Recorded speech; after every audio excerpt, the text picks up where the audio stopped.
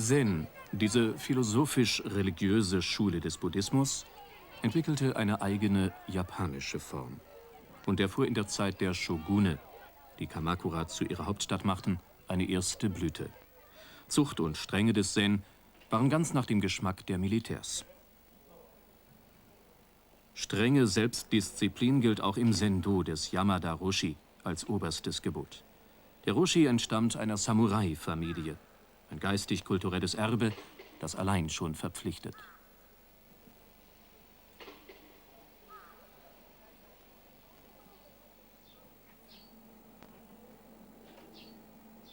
Der Zen-Weg hat kein Ende. Vor ihm dehnt sich stets ein grenzenloses Jenseits aus, sagen die buddhistischen Meister. Die Menschen geben nicht auf, in allen Religionen nach dem Urgrund ihres Seins zu fragen, dem Absoluten in aller Schöpfung. Christen folgen jenem, der, um mit Karl Rahner zu sprechen, das unbegreifliche Rätsel hinter allem Greifbaren seinen Vater nannte und auch uns erlaubte, Vater unser, in die göttliche Finsternis hineinzuflüstern.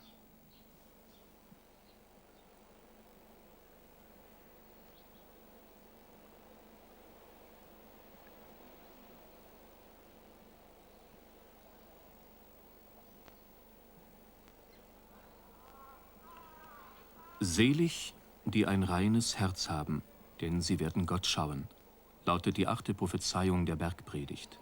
Der Roshi sagt: Zunächst zur Reinheit des Herzens. Hier gibt es wohl 2 verschiedene Sichtweisen. Die erste geht dahin, dass man im Herzen nur gute Gedanken hegt, ohne dass irgendein böser Gedanke jemals auftaucht. Freilich ist es eine große Frage, mit welchen Kriterien gute Gedanken von bösen unterschieden werden können. Meiner Meinung nach hängt die Unterscheidung davon ab, ob und wie weit unser Ego-Bewusstsein, das heißt, das ich-bezogene Bewusstsein im Spiel ist. Wenn unsere Handlung von egoistischen Gefühlen motiviert wird, wie wenig dies auch sein mag, wird sie notwendigerweise unrein und darum böse.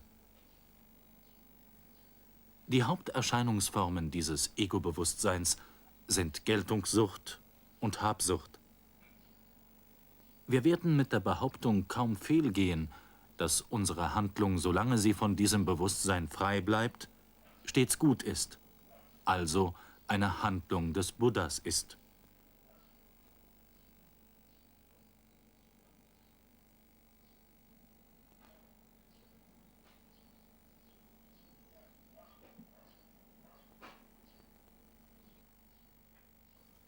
Darüber hinaus muss es eine andere Ebene der Reinheit des Herzens geben. Ich nehme an, dass unser Herz dann am reinsten ist, wenn überhaupt keine Gedanken auftauchen, gleichgültig, ob sie gut oder böse sind. Allerdings ist es äußerst schwierig, unser Herz, unseren Geist, ganz von Gedanken und Gefühlen freizumachen. Ich kenne hierzu kein anderes Mittel, außer dass man durch die Übung von Zazen den Geisteszustand von Nichtdenken erreicht. Alle Theorien, solange sie nicht von einer konkreten Methode begleitet werden, sind leer und nutzlos.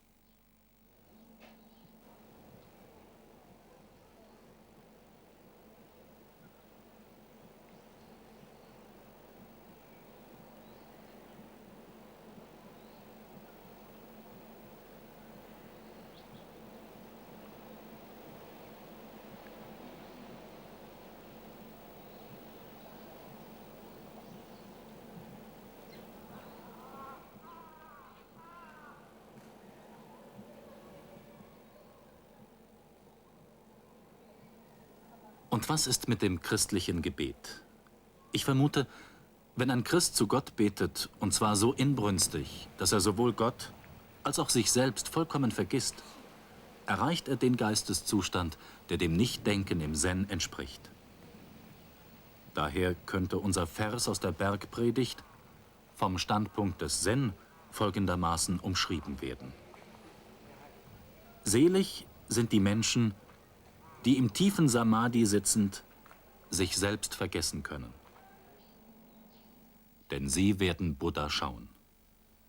Dabei kann das Wort Buddha ersetzt werden durch Buddha-Natur oder Selbstnatur oder Wesensnatur oder das wahre Selbst oder das wahre Faktum, nämlich absolutes Nichts bzw. vollkommene Leere. Wenn diese Wirklichkeit nicht durch eine Denk- bzw. Vorstellungskraft, das heißt durch Philosophie, bloß begriffen, sondern durch eigene Erfahrung unmittelbar erfasst wird, nennen wir es Satori. In welcher Beziehung steht dieses Satori des Zen zum christlichen Gott? Ich kann mir nicht vorstellen, dass sie keine Beziehung zueinander haben. Falls Satori und Gott oder eines von beiden bloß Vorstellung, Konzept oder Philosophie wäre, wäre eine Beziehungslosigkeit denkbar. Aber wenn beide keine Vorstellung, kein Konzept und keine Philosophie, sondern Wirklichkeit sind, dann ist es für mich undenkbar, dass diese Wirklichkeiten ohne jede Beziehung zueinander stehen. Wer wird hinaufziehen zum Berg des Herrn? Fragt der Psalmist. Jener, der reine Hände hat und ein lauteres Herz. Diese Forderung des reinen Herzens ist Ausgangspunkt christlicher Existenz und der Beziehung zu Gott und zu den Mitmenschen.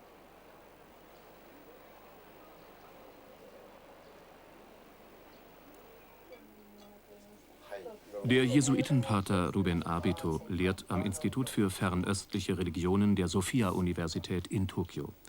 In Kamakura hat er Yamada Roshi aufgesucht und ihn gebeten: Ich möchte nicht über das Nichts meditieren, sondern Christus kennenlernen. Die Antwort des Roshi: Deshalb bist du hier. Selig die reinen Herzens sind. Dem Jenseits geht die Welt voraus, in der wir leben. Das Reich Gottes mitten unter uns. Ruben Abito formuliert daraus eine Theologie der Befreiung aus der Erfahrung seiner philippinischen Heimat.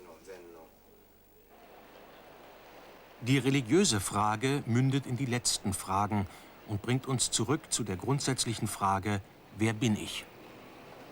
Solange wir diese Frage nicht beantworten, werden wir weder dem Tod gelassen gegenübertreten können, noch mit uns selbst, mit unseren Nachbarn und mit der ganzen Welt in Frieden leben.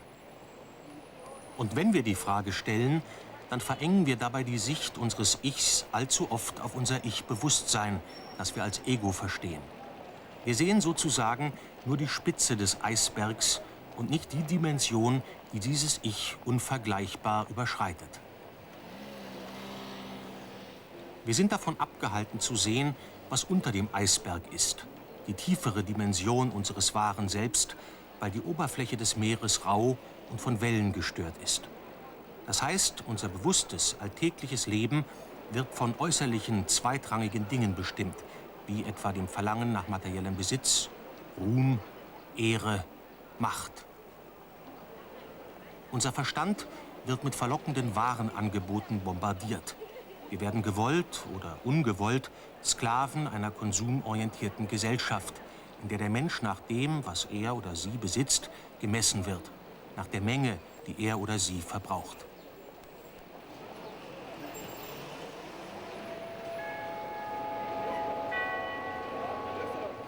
Und doch sagt uns eine Stimme tief in uns, dass ein solches Leben nicht das ist, was wir wirklich wollen, denn es hinterlässt schmerzhafte Enttäuschungen und eine innere Leere, die durch materiellen Besitz nicht aufgefüllt werden kann.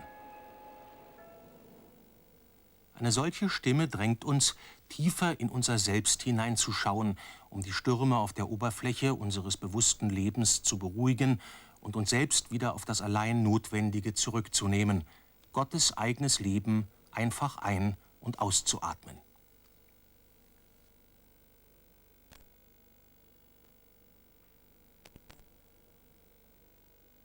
Indem wir uns von Besitzdenken frei machen, lernen wir mit neuen Augen zu sehen.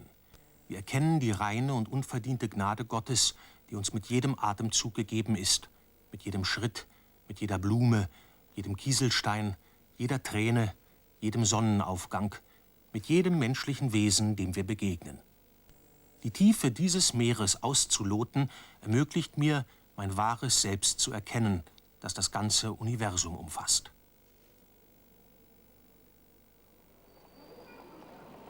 Dann kann ich jeden Menschen, dem ich begegne, umarmen, als sei es mein engster Verwandter, und kann die Freuden und Hoffnungen, die Ängste und Tränen anderer teilen. Mein wahres Selbst aber vermag ich auch zu erkennen in den Kindern, die in Afrika verhungern, in den Opfern der rechtsgerichteten antikommunistischen Bürgerwehren auf den Philippinen, in den politischen Gefangenen von Militärdiktaturen, in den Flüchtlingen überall auf der Welt, die sich nach einem Ort sehnen, den sie Heimat nennen dürfen.